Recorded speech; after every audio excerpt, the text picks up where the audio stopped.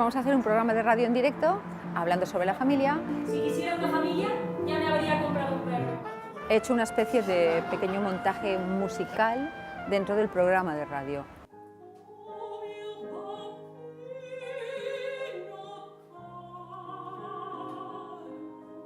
He pedido la colaboración de amigas mías, sobre todo mujeres, que me hagan cartas, escritos sobre lo que opinan sobre la familia en diferentes épocas de la vida, desde una niña de 7 años hasta un anciano. Si un miembro se rezaga, el resto nunca podrá continuar hacia adelante.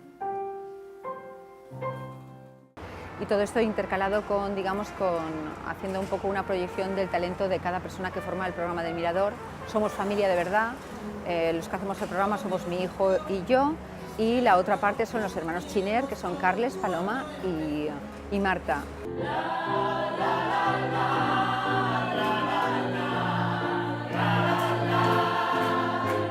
Jo formo part de la funció, soc una de les actrius, soc Marta Chiner, i que vos convida a tots a que vingueu així a compartir els dies de guardar amb tots nosaltres, amb Arcadi, amb Maria José, amb Paloma, amb Pedro, amb Carles, amb mi. Si voleu escoltar bona música, si voleu vibrar, si voleu trobar un lloc on poder estar tranquils i sentir de què baixa de la família des de moltes perspectives, és el lloc perfecte.